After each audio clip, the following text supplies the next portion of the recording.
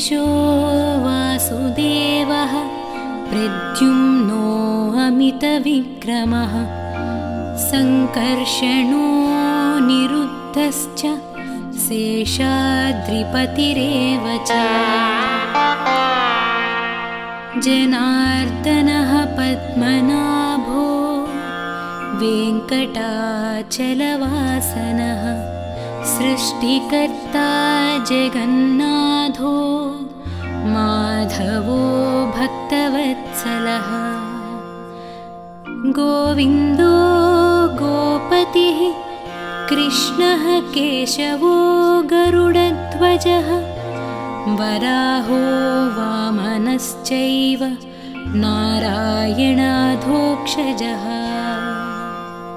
श्रीधरः पुण्डरीकाक्षः सर्वदेवस्तुतो हरिः श्रीनृसिंहो महासिंहः सूत्राकारः पुरातनः रमानाथो महीभर्ता भूधरः पुरुषोत्तमः चोळपुत्रप्रियः शान्तो ब्रह्मादीनां वरप्रदः श्रीनिधिः सर्वभूतानां भयत्कृद्भयनाशनः श्रीरामो रामभद्रश्च भवबन्धैकमोचकः भूतावासो गिरिवासः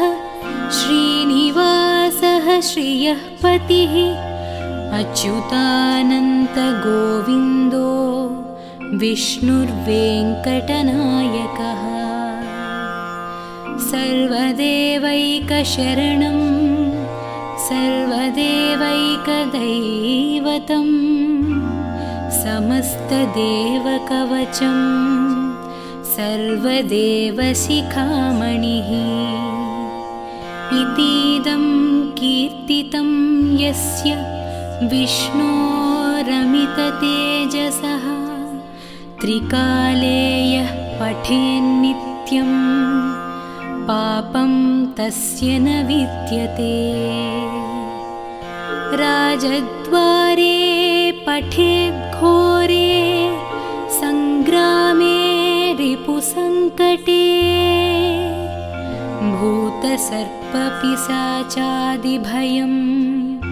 नास्ति कदाचन अपुत्रो लभते पुत्रान् निर्धनो धनवान् भवेत् रोगार्तो मुच्यते रोगात् बद्धो मुच्येत बन्धनात् यद्यदिष्टतमं लोके तत्तत् प्राप्नोत्यसंशयः ऐश्वर्यं राजसम्मानं भुक्तिमुक्तिफलप्रदम् विष्णोर्लोकैकसोपानं सर्वदुःखैकनाशनं सर्वैश्वर्यप्रदं नॄणां सर्वमङ्गलकारकम् मायावि परमानन्दं त्यक्त्वा वैकुण्ठमुत्तमम् स्वामी पुष्करिणीतीरे रमया सह मोदते कल्याणाद्भुतगात्राय कामितार्थप्रदायिने श्रीमद्वेङ्कटनाथाय श्रीनिवासाय मङ्गलम् इति श्रीब्रह्माण्डपुराणे ब्रह्मनारदसंवादे वेङ्कटगिरिमहात्म्ये श्रीवेङ्कटेश अष्टकं सम्पूर्णम्।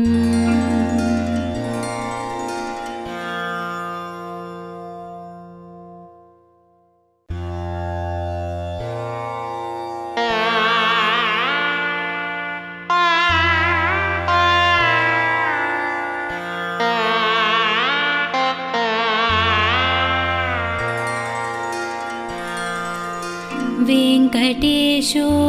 वासुदेवः प्रद्युम्नो अमितविक्रमः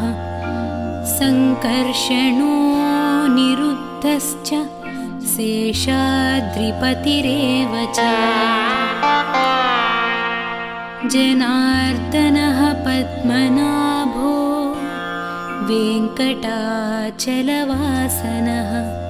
सृष्टिकर्ता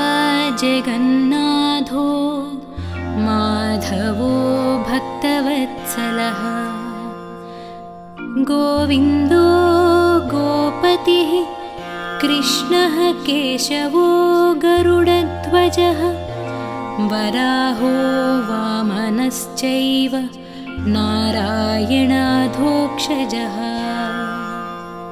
श्रीधरः पुण्डरीकाक्षः सर्वदेवस्तुतो हरिः श्रीनृसिंहो महासिंहः सूत्राकारः पुरातनः रमानाथो महीभर्ता भूधरः पुरुषोत्तमः चोळपुत्रप्रियः शान्तो ब्रह्मादीनां वरप्रदः श्रीनिधिः सर्वभूतानां भयत्कृद्भयनाशनः श्रीरामो रामभद्रश्च भवबन्धैकमोचकः भूतावासो गिरिवासः श्रीनिवासः श्रियः पतिः अच्युतानन्तगोविन्दो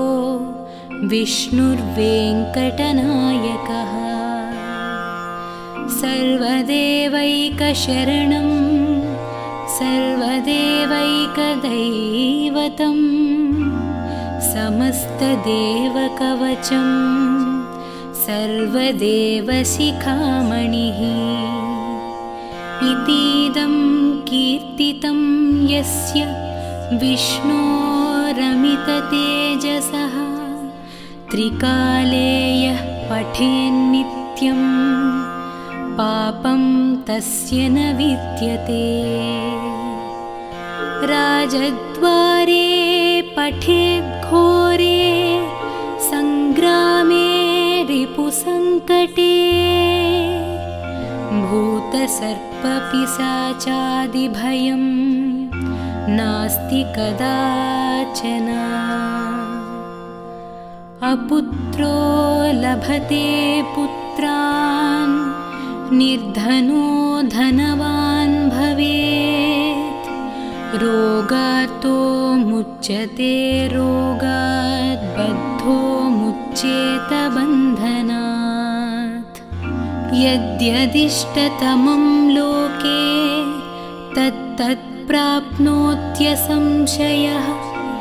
ऐश्वर्यं राजसम्मानं भुक्तिमुक्तिफलप्रदम् विष्णोर्लोकैकसोपानं सर्वदुःखैकनाशनं सर्वैश्वर्यप्रदं नॄणां सर्वमङ्गलकारकम् मायावि परमानन्दं त्यक्त्वा वैकुण्ठमुत्तमम् स्वामी पुष्करिणीतीरे रमया सह मोदते कल्याणाद्भुतगात्राय कामितार्थप्रदायिने श्रीमद्वेङ्कटनाथाय श्रीनिवासाय मङ्गलम् इति श्रीब्रह्माण्डपुराणे ब्रह्मनारदसंवादे वेङ्कटगिरिमहात्म्ये श्रीवेङ्कटेश अष्टकं सम्पूर्णम्।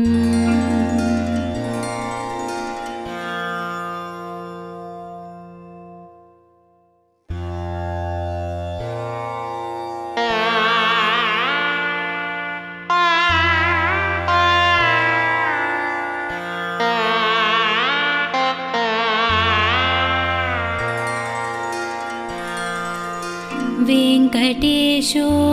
वासुदेवः प्रद्युम्नो अमितविक्रमः सङ्कर्षणो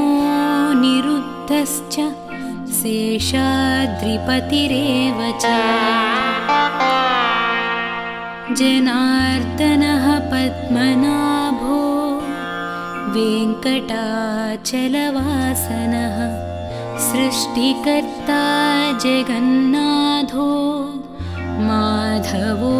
भक्तवत्सलः गोविन्दो गोपतिः कृष्णः केशवो गरुडध्वजः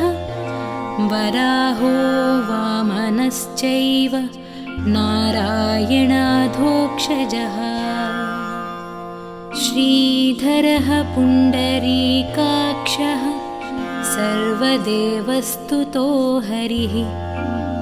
श्रीनृसिंहो महासिंहः सूत्राकारः पुरातनः रमानाथो महीभर्ता भूधरः पुरुषोत्तमः चोळपुत्रप्रियः शान्तो ब्रह्मादीनां वरप्रदः श्रीनिधिः सर्वभूतानां भयत्कृद्भयनाशनः श्रीरामो रामभद्रश्च भवबन्धैकमोचकः भूतावासो गिरिवासः श्रीनिवासः श्रियः पतिः अच्युतानन्तगोविन्दो विष्णुर्वेङ्कटनायकः सर्वदेवैकशरणं सर्वदेवैकदैवतं समस्तदेवकवचं सर्वदेवशिखामणिः इतीदं कीर्तितं यस्य विष्णोरमिततेजसः त्रिकाले यः पठेन्नित्यं पापं तस्य न विद्यते राजद्वारे पठेद्घोरे सङ्ग्रामे रिपुसङ्कटे भूतसर्पपिशाचादिभयं नास्ति कदाचन अपुत्रो लभते पुत्रान् निर्धनो धनवान् भवेत् रोगार्तो मुच्यते रोगात् बद्धो मुच्येत बन्धनात् यद्यदिष्टतमं लोके तत्तत् प्राप्नोत्यसंशयः ऐश्वर्यं राजसम्मानं भुक्तिमुक्तिफलप्रदम् विष्णोर्लोकैकसोपानं सर्वदुःखैकनाशनं सर्वैश्वर्यप्रदं नॄणां सर्वमङ्गलकारकम् मायावि परमानन्दं त्यक्त्वा वैकुण्ठमुत्तमं स्वामि पुष्करिणीतीरे रमया सह मोदते कल्याणाद्भुतगात्राय कामितार्थप्रदायिने श्रीमद्वेङ्कटनाथाय श्रीनिवासाय मङ्गलम् इति श्रीब्रह्माण्डपुराणे ब्रह्मनारदसंवादे वेङ्कटगिरिमहात्म्ये श्रीवेङ्कटेश अष्टकं सम्पूर्णम्।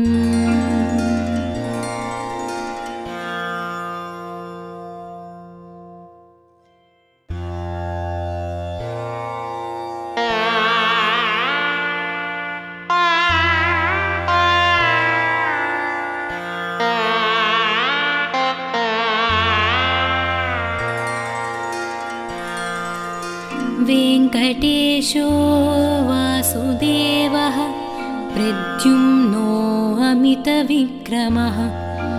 सङ्कर्षणो निरुद्धश्च शेषाद्रिपतिरेव च जनार्दनः पद्मनाभो वेङ्कटाचलवासनः सृष्टिकर्ता जगन्नाथो माधवो भक्तवत्सलः गोविन्दो गोपतिः कृष्णः केशवो गरुडध्वजः वराहो वामनश्चैव नारायणाधोक्षजः श्रीधरः पुण्डरीकाक्षः सर्वदेवस्तुतो हरिः श्रीनृसिंहो महासिंहः सूत्राकारः पुरातनः रमानाथो महीभर्ता भूधरः पुरुषोत्तमः चोळपुत्रप्रियः शान्तो ब्रह्मादीनां वरप्रदः श्रीनिधिः सर्वभूतानां भयत्कृद्भयनाशनः श्रीरामो रामभद्रश्च भवबन्धैकमोचकः भूतावासो गिरिवासः श्रीनिवासः श्रियः पतिः अच्युतानन्तगोविन्दो विष्णुर्वेङ्कटनायकः सर्वदेवैकशरणं सर्वदेवैकदैवतं समस्तदेवकवचं सर्वदेवशिखामणिः इतीदं कीर्तितं यस्य विष्णोरमिततेजसः त्रिकाले यः पठेन्नित्यं पापं तस्य न विद्यते राजद्वारे पठेद्घोरे सङ्ग्रामे रिपुसङ्कटे भूतसर्पपिशाचादिभयं नास्ति कदाचन अपुत्रो लभते पुत्रान् निर्धनो धनवान् भवेत् रोगार्तो मुच्यते रोगात् बद्धो मुच्येत बन्धनात् यद्यदिष्टतमं लोके तत्तत् प्राप्नोत्यसंशयः ऐश्वर्यं राजसम्मानं भुक्तिमुक्तिफलप्रदम् विष्णोर्लोकैकसोपानं सर्वदुःखैकनाशनं सर्वैश्वर्यप्रदं नॄणां सर्वमङ्गलकारकम् मायावि परमानन्दं त्यक्त्वा वैकुण्ठमुत्तमम् स्वामि पुष्करिणीतीरे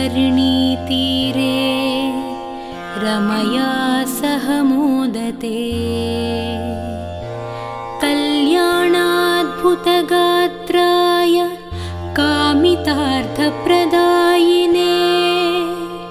श्रीमद्वेङ्कटनाथाय श्रीनिवासाय मङ्गलम् इति श्रीब्रह्माण्डपुराणे ब्रह्मनारदसंवादे वेङ्कटगिरिमहात्म्ये श्रीवेङ्कटेश अष्टकं सम्पूर्णम्।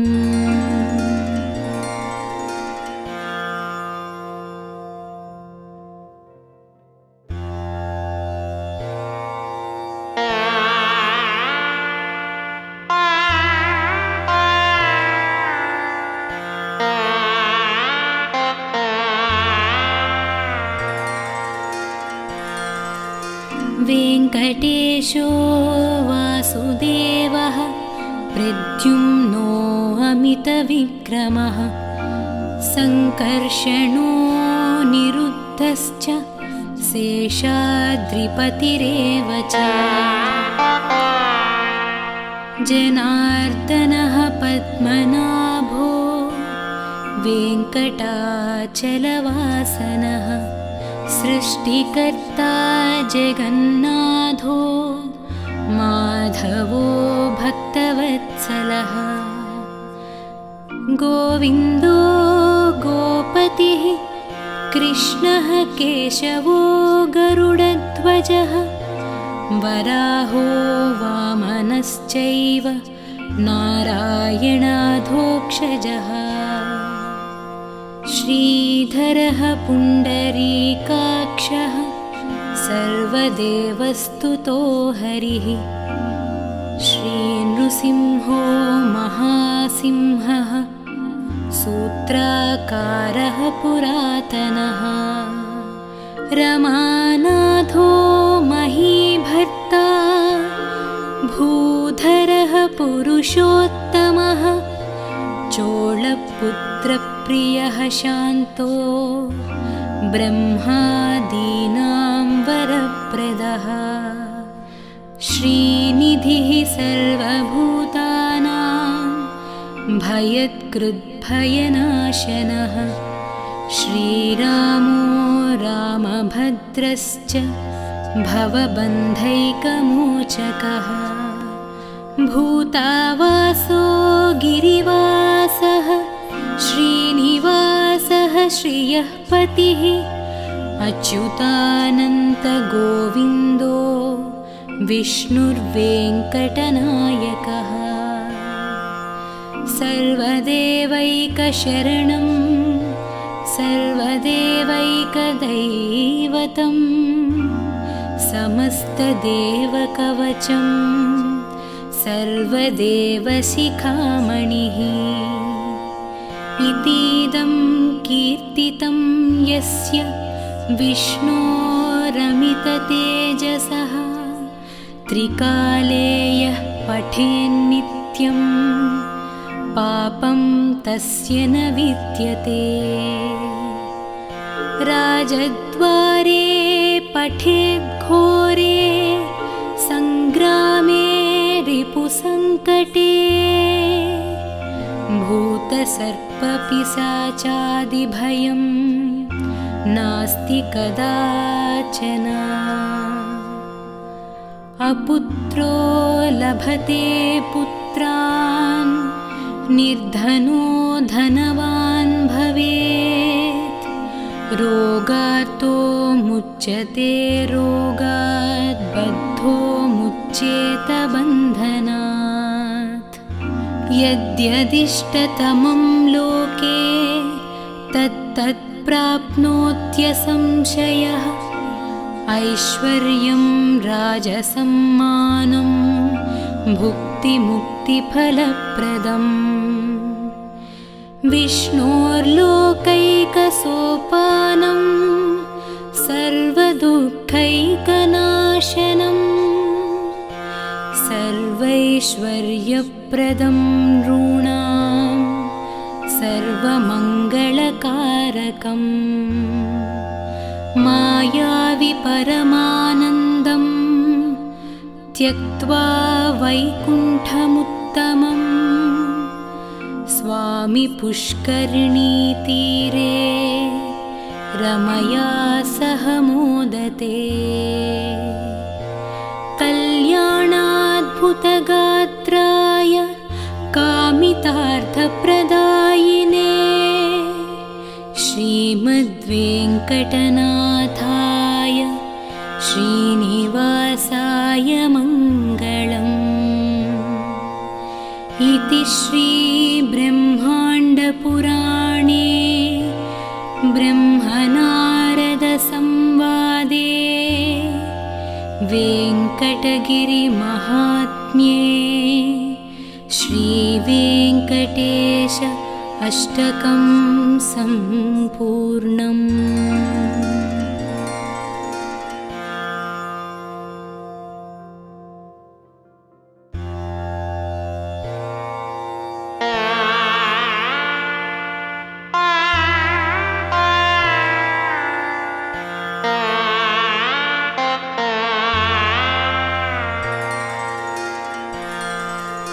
वेङ्कटेशो वासुदेवः प्रद्युम्नो अमितविक्रमः सङ्कर्षणो निरुद्धश्च शेषाद्रिपतिरेव च जनार्दनः पद्मनाभो वेङ्कटाचलवासनः सृष्टिकर्ता जगन्नाथो माधवो भक्तवत्सलः गोविन्दो गोपतिः कृष्णः केशवो गरुडध्वजः वराहो वामनश्चैव नारायणाधोक्षजः श्रीधरः पुण्डरीकाक्षः सर्वदेवस्तुतो हरिः श्रीनृसिंहो महासिंहः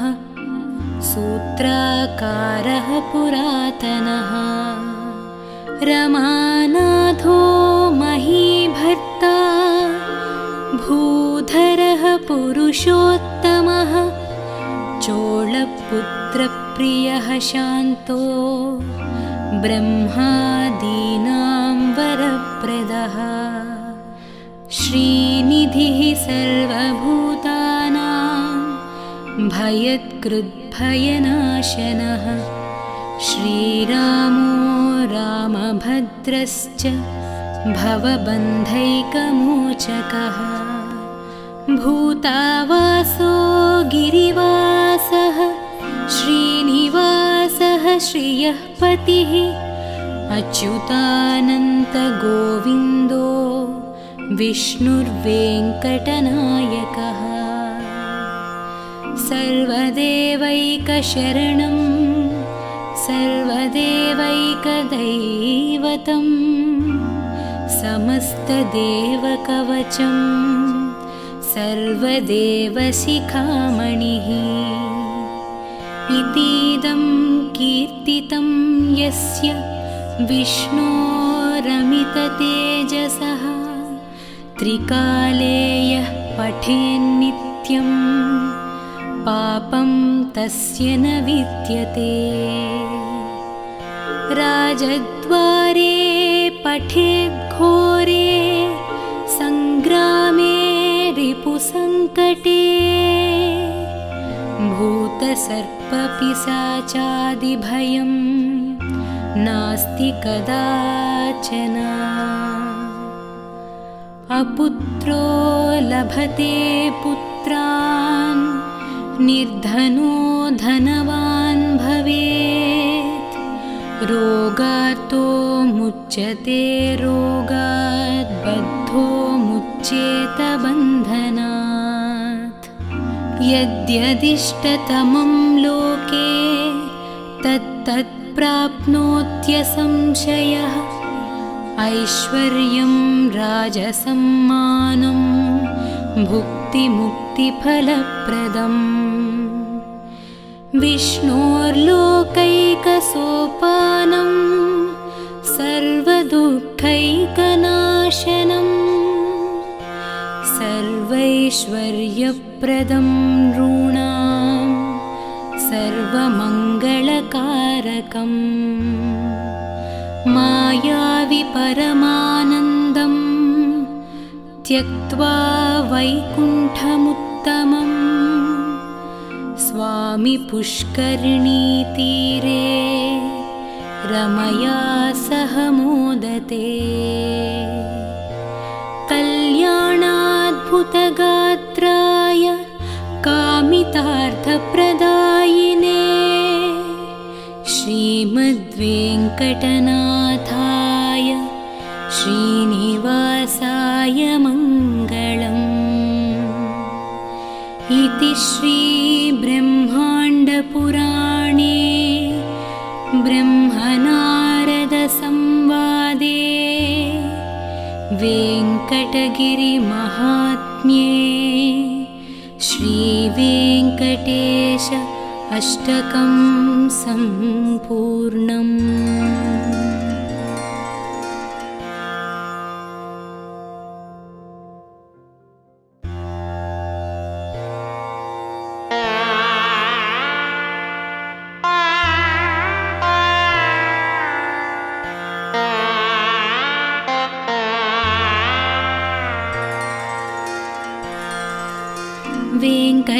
महेशो वासुदेवः प्रद्युम्नो अमितविक्रमः सङ्कर्षणो निरुद्धश्च शेषाद्रिपतिरेव च जनार्दनः पद्मनाभो वेङ्कटाचलवासनः सृष्टिकर्ता जगन्नाथो माधवो भक्तवत्सलः गोविन्दो गोपतिः कृष्णः केशवो गरुडध्वजः वराहो वामनश्चैव नारायणाधोक्षजः श्रीधरः पुण्डरीकाक्षः सर्वदेवस्तुतो हरिः श्रीनृसिंहो महासिंहः सूत्राकारः पुरातनः रमानाथो महीभर्ता भूधरः पुरुषोत्तमः चोळपुत्रप्रियः शान्तो ब्रह्मादीनां वरप्रदः श्रीनिधिः सर्वभूतानां भयत्कृद्भयनाशनः श्रीरामो रामभद्रश्च भवबन्धैकमोचकः भूतावासो गिरिवासः श्रीनिवासः श्रियः पतिः अच्युतानन्तगोविन्दो विष्णुर्वेङ्कटनायकः सर्वदेवैकशरणं सर्वदेवैकदैवतं समस्तदेवकवचं सर्वदेवशिखामणिः इतीदं कीर्तितं यस्य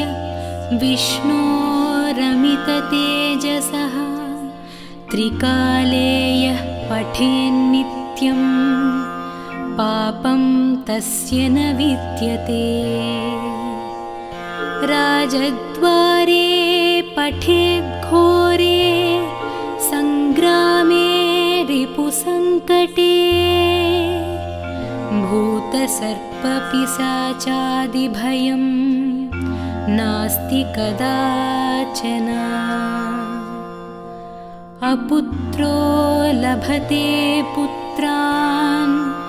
निर्धनो धनवान् भवेत् रोगार्तो मुच्यते रोगात् बद्धो मुच्येत बन्धनात् यद्यदिष्टतमं लोके तत्तत् प्राप्नोत्यसंशयः ऐश्वर्यं राजसम्मानं भुक्तिमुक्तिफलप्रदम् विष्णोर्लोकैकसोपानं सर्वदुःखैकनाशनं सर्वैश्वर्यप्रदं नॄणां सर्वमङ्गलकारकम् मायावि परमानन्दं त्यक्त्वा वैकुण्ठमुत्तमम्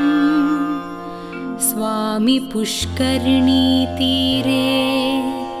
रमया सह मोदते कल्याणाद्भुतगात्राय कामितार्थप्रदायिने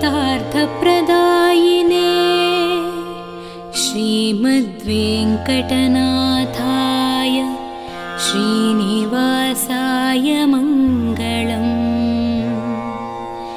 इति श्रीब्रह्माण्डपुराणे ब्रह्मनारदसंवादे वेङ्कटगिरिमहात्म्ये श्रीवेङ्कटेश अष्टकं सम्पूर्णम्।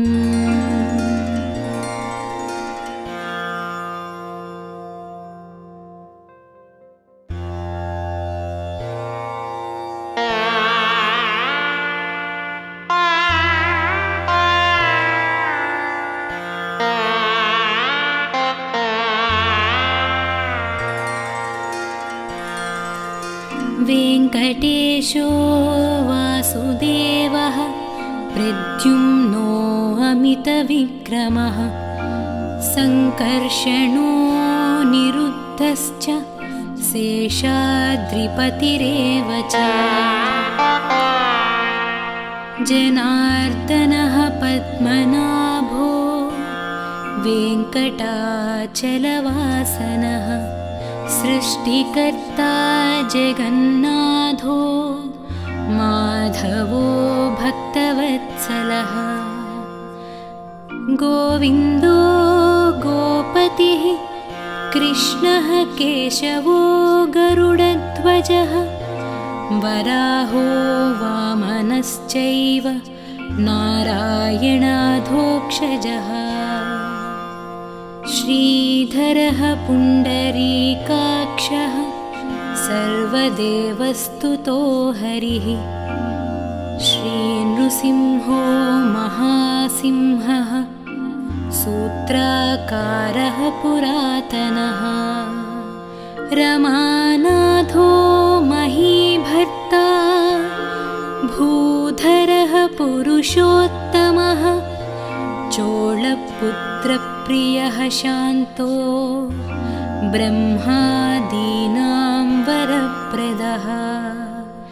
श्रीनिधिः सर्वभूतानां भयत्कृद्भयनाशनः श्रीरामो रामभद्रश्च भवबन्धैकमोचकः भूतावासो गिरिवासः श्रीनिवासः श्रियः पतिः अच्युतानन्तगोविन्दो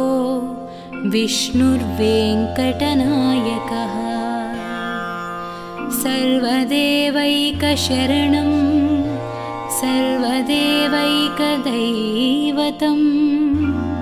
समस्तदेवकवचं सर्वदेवशिखामणिः इतीदं कीर्तितं यस्य विष्णोरमिततेजसः त्रिकाले यः पठेन्नित्यं पापं तस्य न विद्यते राजद्वारे पठेद्घोरे सङ्ग्रामे रिपुसङ्कटे भूतसर्पपिशाचादिभयं नास्ति कदाचन अपुत्रो लभते पुत्रान् निर्धनो धनवान् भवेत् रोगार्तो मुच्यते रोगात् बद्धो मुच्येत बन्धनात् यद्यदिष्टतमं लोके तत्तत् प्राप्नोत्यसंशयः ऐश्वर्यं राजसम्मानं भुक्तिमुक्तिफलप्रदम् विष्णोर्लोकैकसोपानं सर्वदुःखैकनाशनं सर्वैश्वर्यप्रदं नॄणां सर्वमङ्गलकारकम् मायावि परमानन्दं त्यक्त्वा वैकुण्ठमुत्तमं स्वामि पुष्करिणीतीरे रमया सह मोदते कल्याणाद्भुतगात्राय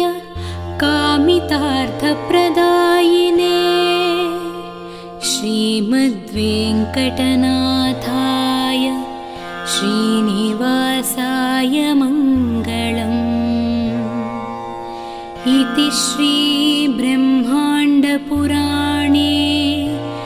ब्रह्मनारदसंवादे वेङ्कटगिरिमहात्म्ये श्रीवेङ्कटेश अष्टकं सम्पूर्णम्।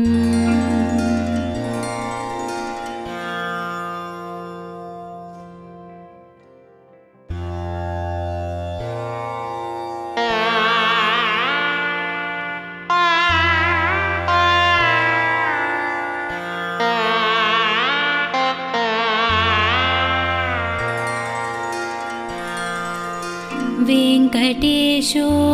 वासुदेवः प्रद्युम्नो अमितविक्रमः सङ्कर्षणो निरुद्धश्च शेषाद्रिपतिरेव च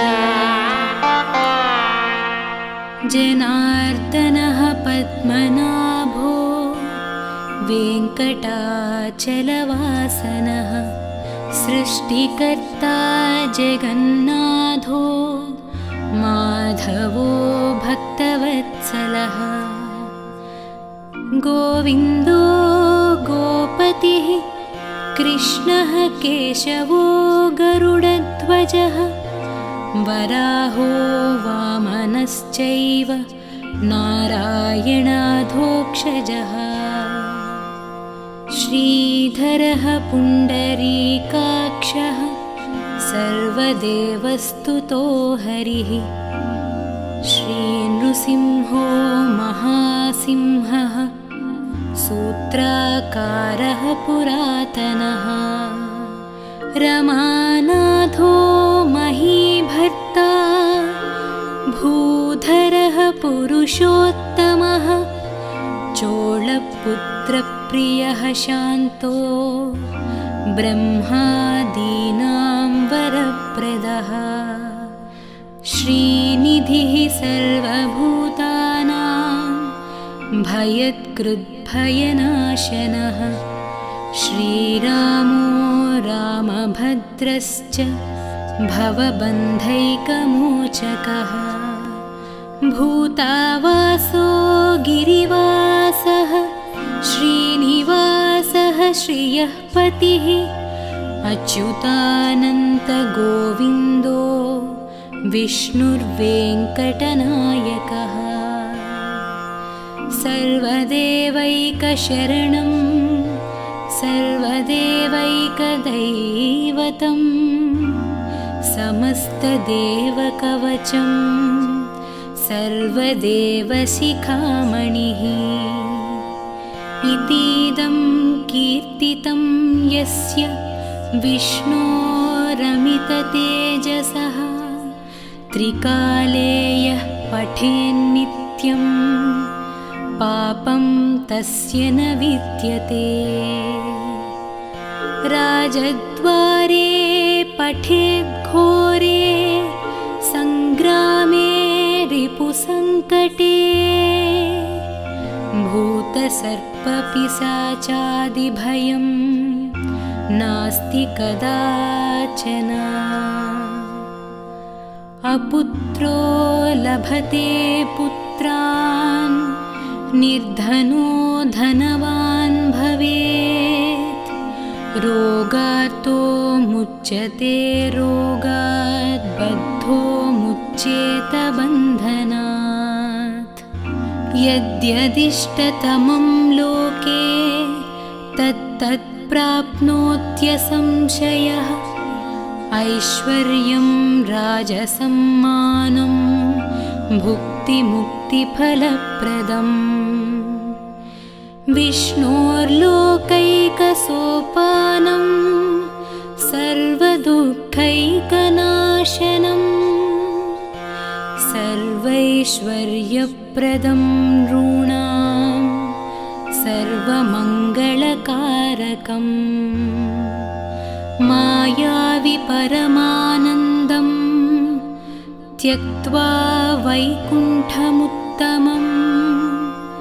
स्वामि पुष्करिणीतीरे रमया सह मोदते कल्याणाद्भुतगात्राय कामितार्थप्रदायिने श्रीमद्वेङ्कटनाथाय श्रीनिवासाय मङ्गलम् इति श्रीब्रह्माण्डपुराणे ब्रह्मनारदसंवादे वेङ्कटगिरिमहात्म्ये श्रीवेङ्कटेश अष्टकं सम्पूर्णम्।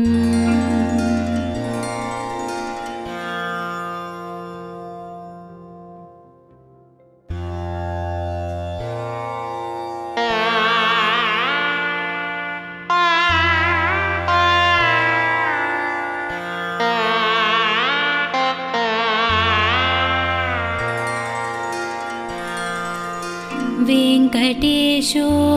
वासुदेवः प्रद्युम्नो अमितविक्रमः सङ्कर्षणो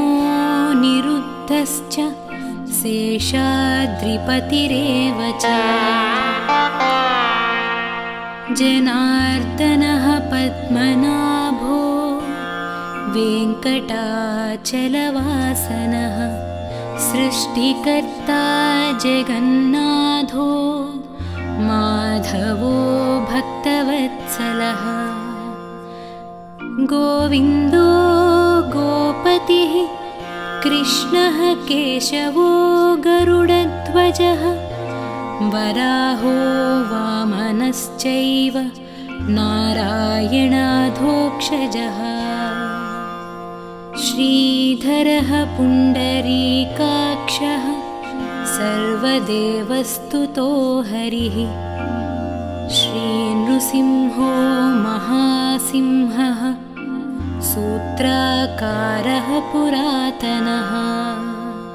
रमानाथो महीभर्ता भूधरः पुरुषोत्तमः चोळपुत्रप्रियः शान्तो ब्रह्मादीनां वरप्रदः श्रीनिधिः सर्वभूतानां भयत्कृद्भयनाशनः श्रीरामो रामभद्रश्च भवबन्धैकमोचकः भूतावासो गिरिवासः श्रीनिवासः श्रियः पतिः अच्युतानन्तगोविन्दो विष्णुर्वेङ्कटनायकः सर्वदेवैकशरणं सर्वदेवैकदैवतं समस्तदेवकवचं सर्वदेवशिखामणिः इतीदं कीर्तितं यस्य विष्णोरमिततेजसः त्रिकाले यः पठेन्नित्यं पापं तस्य न विद्यते राजद्वारे पठेद्घोरे सङ्ग्रामे रिपुसङ्कटे भूतसर्पपिशाचादिभयं नास्ति कदाचन अपुत्रो लभते पुत्रान् निर्धनो धनवान् भवेत् रोगार्तो मुच्यते रोगात् बद्धो मुच्येत बन्धनात् यद्यदिष्टतमं लोके तत्तत् प्राप्नोत्यसंशयः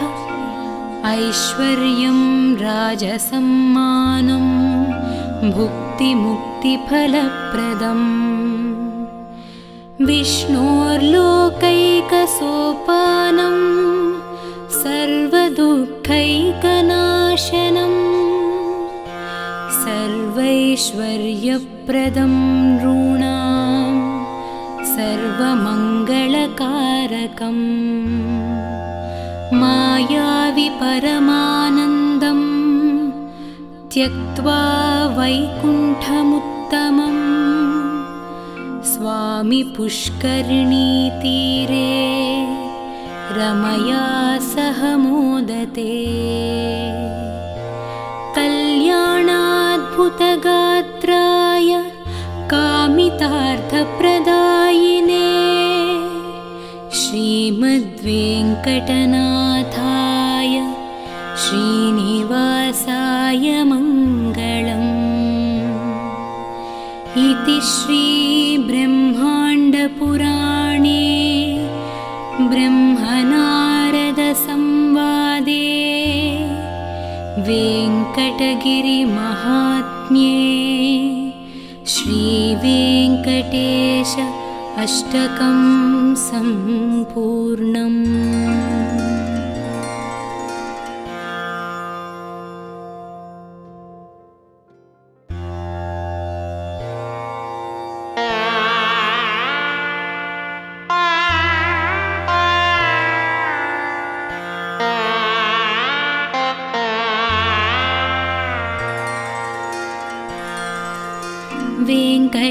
गिरिशो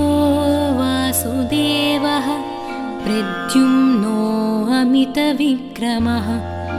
सङ्कर्षणो निरुद्धश्च शेषाद्रिपतिरेव च जनार्दनः पद्मनाभो वेङ्कटाचलवासनः सृष्टिकर्ता जगन्नाथो माधवो भक्तवत्सलः गोविन्दो गोपतिः कृष्णः केशवो गरुडध्वजः वराहो वामनश्चैव नारायणाधोक्षजः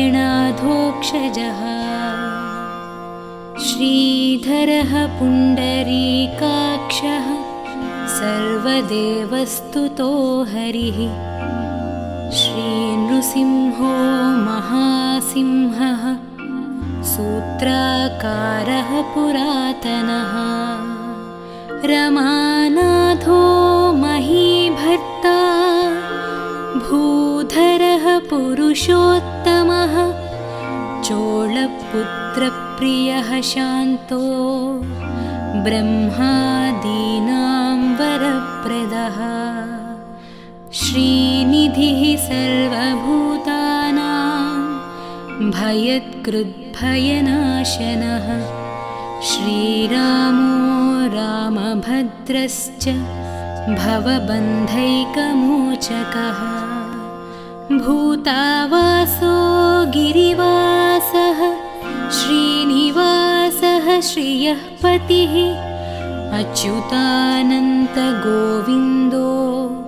विष्णुर्वेङ्कटनायकः सर्वदेवैकशरणं सर्वदेवैकदैवतं समस्तदेवकवचं सर्वदेवशिखामणिः इतीदं कीर्तितं यस्य विष्णोरमिततेजसः त्रिकाले यः पठेन्नित्यं पापं तस्य न विद्यते राजद्वारे पठेद्घोरे सङ्ग्रामे रिपुसङ्कटे भूतसर्पपिशाचादिभयं नास्ति कदाचन अपुत्रो लभते पुत्रान् निर्धनो धनवान् भवेत् रोगार्तो मुच्यते रोगात् बद्धो मुच्येत बन्धनात् यद्यदिष्टतमं लोके तत्तत् प्राप्नोत्यसंशयः ऐश्वर्यं राजसम्मानं भुक्तिमुक्तिफलप्रदम् विष्णोर्लोकैकसोपानं सर्वदुःखैकनाशनं सर्वैश्वर्यप्रदं नॄणां सर्वमङ्गलकारकम् मायावि परमानन्दं त्यक्त्वा वैकुण्ठमुत्तमम् स्वामी पुष्करिणीतीरे रमया सह मोदते कल्याणाद्भुतगात्राय कामितार्थप्रदायिने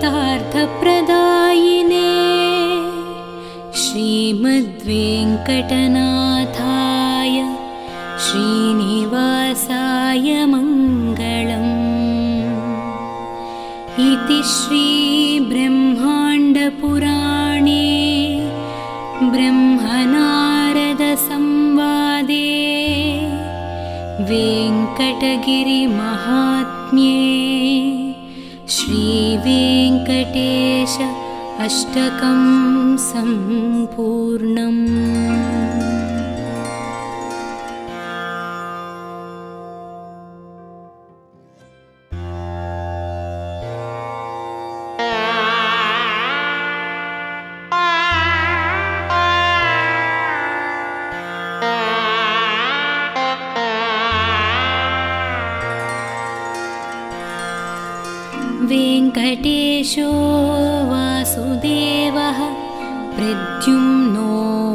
लोहितविक्रमः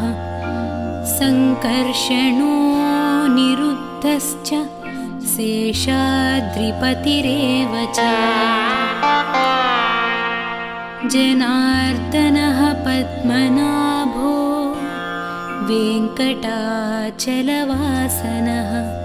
सृष्टिकर्ता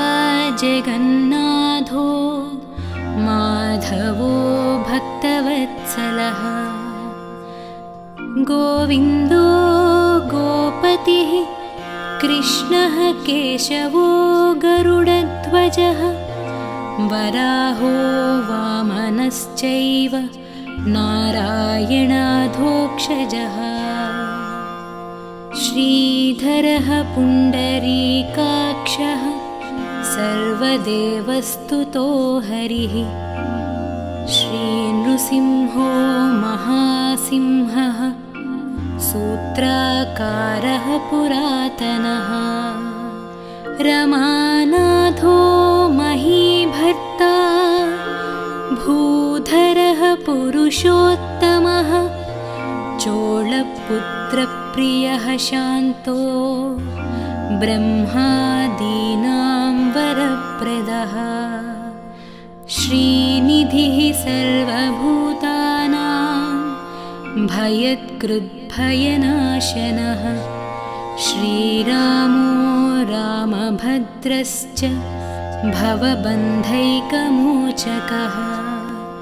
भूतावासो गिरिवासः श्रीनिवासः श्रियः पतिः अच्युतानन्तगोविन्दो विष्णुर्वेङ्कटनायकः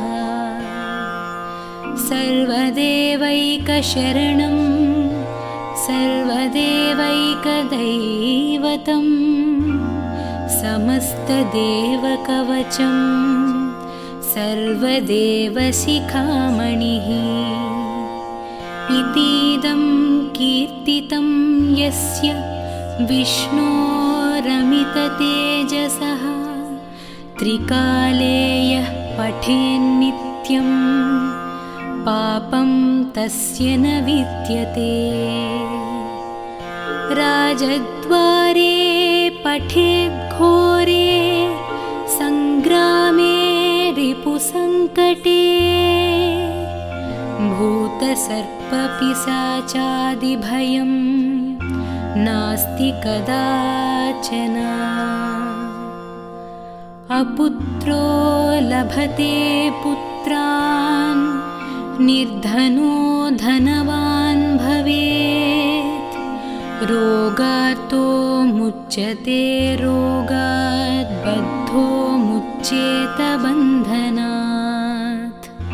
यद्यदिष्टतमं लोके तत्तत् प्राप्नोत्यसंशयः ऐश्वर्यं राजसम्मानं भुक्तिमुक्तिफलप्रदम् विष्णोर्लोकैकसोपानं सर्वदुःखैकनाशनं सर्वैश्वर्यप्रदं नॄणां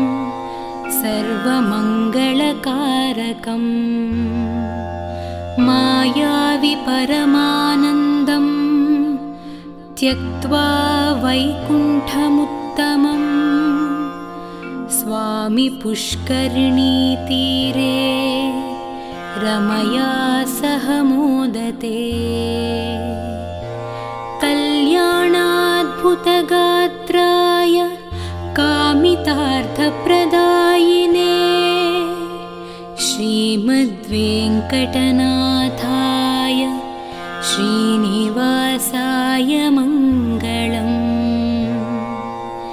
इति श्रीब्रह्माण्डपुराणे ब्रह्मनारदसंवादे वेङ्कटगिरिमहात्म्ये श्रीवेङ्कटेश अष्टकं सम्पूर्णम्।